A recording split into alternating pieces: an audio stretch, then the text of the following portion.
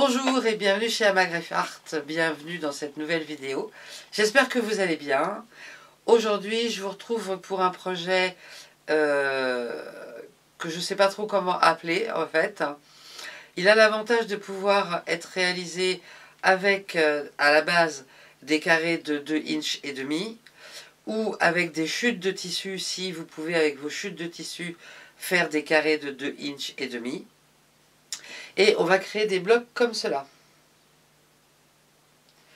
Donc au centre, j'ai utilisé 4 carrés de 2 inches et demi et j'ai fait un cadre bicolore noir et blanc. Vous pouvez imaginer d'autres couleurs. J'ai tout fait en inch parce que j'avais des petits carrés de 2 inches et demi que je voulais utiliser. D'ailleurs, il m'en reste plein. Donc j'ai tout fait en 2 inches et demi, mais dans la barre de description, vous trouverez les dimensions si vous souhaitez créer ces blocs en centimètres pour une dimension à peu près équivalente. Ok, c'est un patchwork à la portée de tout le monde, un petit peu de précision, mais vraiment rien de très compliqué et pour un résultat qui est plutôt, je trouve, assez sympa. Bien sûr, si vous aimez la vidéo, pensez à mettre un petit pouce j'aime, pensez à vous abonner si ce n'est pas encore fait et à poster dans les commentaires vos partages, vos questions, vos messages. Vous êtes de plus en plus nombreux à vous abonner à Amagraph Art et c'est génial. Et on se retrouve donc tous les vendredis pour une vidéo autour du patchwork et tous les mardis pour une vidéo sur des blocs qui concernent spécifiquement le projet du Dear Jane. Le Dear Jane, c'est un challenge que vous pouvez rejoindre à tout moment. Place au tutoriel. Pour composer nos blocs, on va avoir besoin de tissu blanc, uni ou pas, d'un tissu noir qui pourrait aussi être gris foncé, et on va avoir besoin de carrés de couleur de 2 inches et demi. Alors, pour ce projet, j'ai utilisé des petits carrés que j'avais achetés, je pense, chez Action, ce qui veut dire que ce n'est pas du coton, c'est du polyester. J'aime beaucoup moins travailler avec le polyester, mais je trouve que l'assortiment de couleurs est plutôt pas mal, donc on va voir ce que ça donne. Les deux tissus, ceux-là, le blanc et le noir, sont des tissus en coton. Et on va constituer, pour démarrer le bloc, des petits blocs de 4 carrés. Donc par exemple, je peux imaginer 4 carrés comme ça. Hop. Donc la première chose qu'on va faire, c'est coudre ces deux carrés là ensemble, coudre ces deux carrés là ensemble et ensuite les réunir pour faire un bloc. Facile. Donc je vais prendre deux blocs, deux petits carrés que je vais coudre ensemble.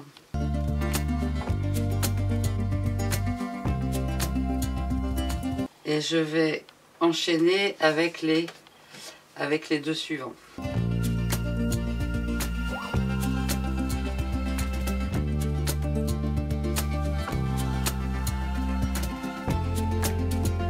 Une fois que j'ai mes deux paires de faites, je vais repasser couture ouverte parce que je vais enchaîner plus tard. Une fois que les blocs sont repassés couture ouverte, je vais choisir dans quel sens je veux les disposer et je vais venir bien aligner mes coutures.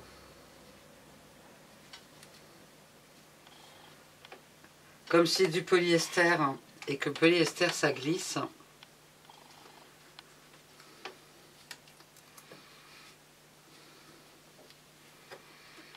je vais mettre une petite épingle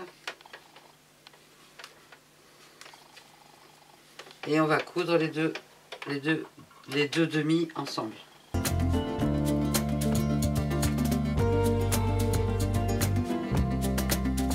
Ce qui nous fait un bloc de 4. Alors, une fois qu'on a notre bloc avec nos 4 petits carrés, on va construire de chaque côté, à droite et à gauche. Donc, à droite, on va prendre un rectangle noir de Alors on va rester sur 2 inches et demi partout tout le temps dans la largeur. 2 inches et demi sur 3 inches un quart, plus une pièce blanche qui va faire 2 inches et demi toujours de large sur 2 inches qu'on va venir coudre ensemble et qui vont donc se rattacher sur le côté.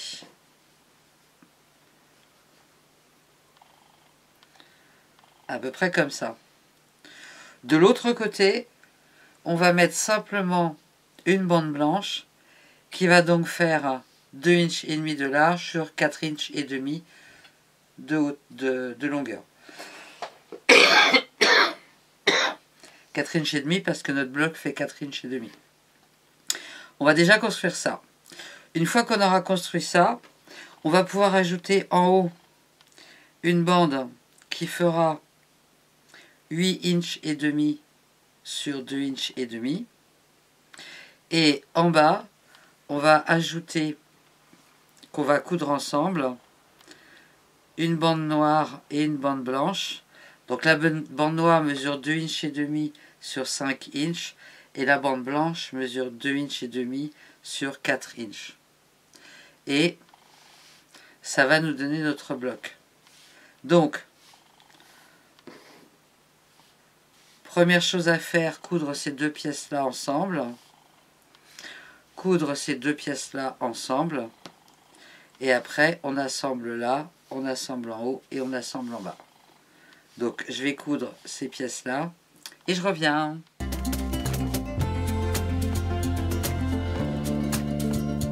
Voilà, mes bandes sont cousues. Hop. Bien sûr, alors là, il n'y a pas de jonction, donc j'ai repassé sur le noir. Donc, je vais venir coudre cette bande-là ici. Et je vais venir coudre cette bande-là ici. Donc voilà, le centre est cousu. On va venir maintenant coudre cette bande-là ici. Et cette bande-là ici, tout simplement. Alors, c'est un bloc qui va mesurer un peu plus de 8 inches et qu'on va réduire à 8 inches. Pour ça, on va s'aligner là-dessus. Et si on a bien 4 inches, hein, si notre carré là du centre, il fait bien 4 inches, il suffit de se positionner sur notre verticale intérieure, qui normalement est alignée à cette verticale-là et à celle-là, de se mettre à 2 inches, de couper le surplus, faire la même chose de l'autre côté,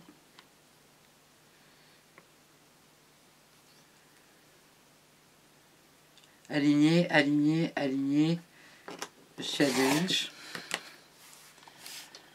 Et exactement à l'identique, si là, mon carré fait bien aussi 4 inches à l'intérieur,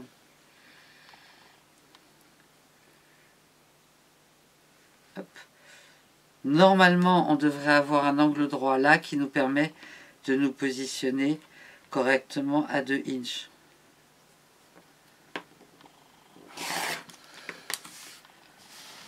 Idem de l'autre côté. Alors parfois avec les coutures, on n'est pas tout à fait en angle droit, mais c'est plus parce que les coutures font bouger qu'autre chose. Et voilà le bloc. Donc c'est un bloc qui fait 8 inches sur 8 inches. Alors pour vous montrer juste rapidement en termes d'organisation, je veux faire 16 blocs. J'en ai donc déjà fait un tout à l'heure. J'ai cousu ensemble tous les blocs de 2 et là j'ai donc 15 blocs. Et j'ai fait mes découpes, donc j'ai 15 bandes comme ça, 15, 15, 15, 15, 15. Donc ce que je vais faire en premier, c'est que je vais prendre ces deux pieds-là et je vais les coudre ensemble. Je vais les repasser. Ensuite, je vais prendre ces deux-là, je vais les coudre ensemble, je vais les repasser.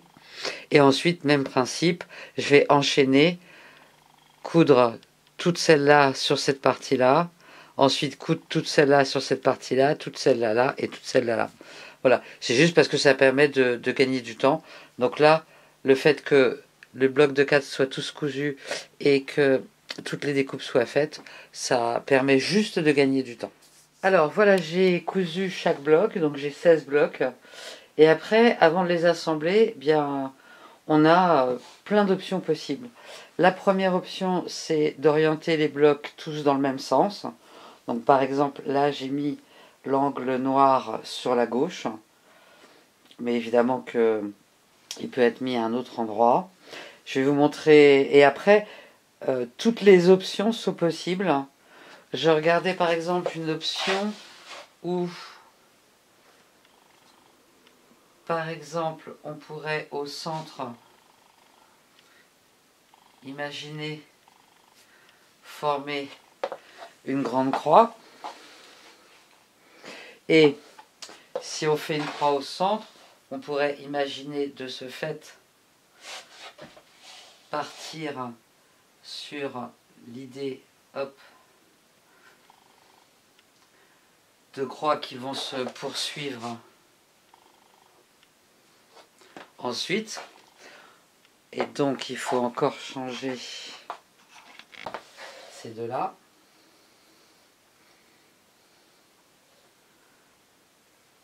Donc là c'est une façon de faire ressortir le noir, complètement différente. Normalement, avec les dimensions faites, on doit avoir des correspondances. Autre option, ce serait peut-être de tourner d'un quart de rang, d'un quart à chaque fois, par exemple, et de reproduire toujours la même chose.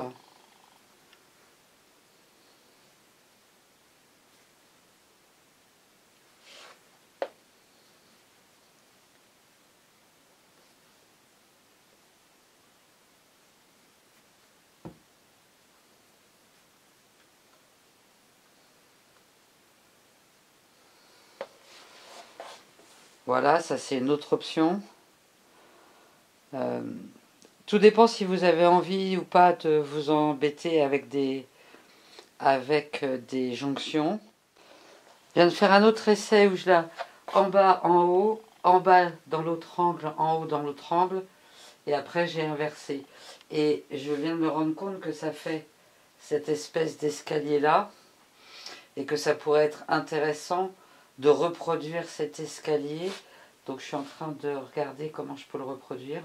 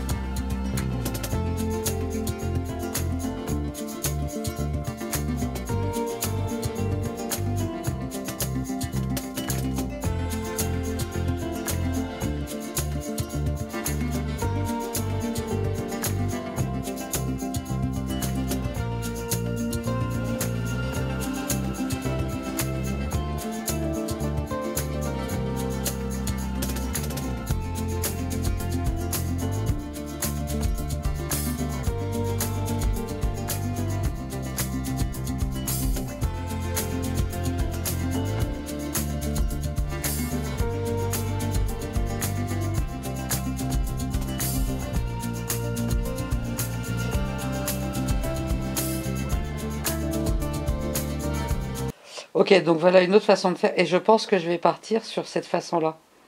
Parce que j'aime bien le rendu.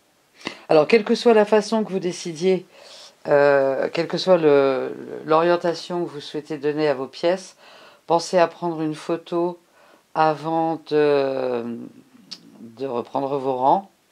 Et après, évidemment, comme d'habitude, on va coudre les rangs un par un. Et ensuite, on va les rejoindre ensemble. Donc dans cette orientation-là, j'ai beaucoup de jonctions à faire correspondre.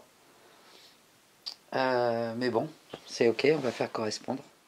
Donc voilà l'ouvrage avec les rangs réunis tous ensemble. Et ce que je vais faire maintenant, alors je vais le repasser bien sûr, et je vais faire autour une bande noire. Je pense, je vais rester sur la même dimension, donc je vais faire un 2 inches et demi.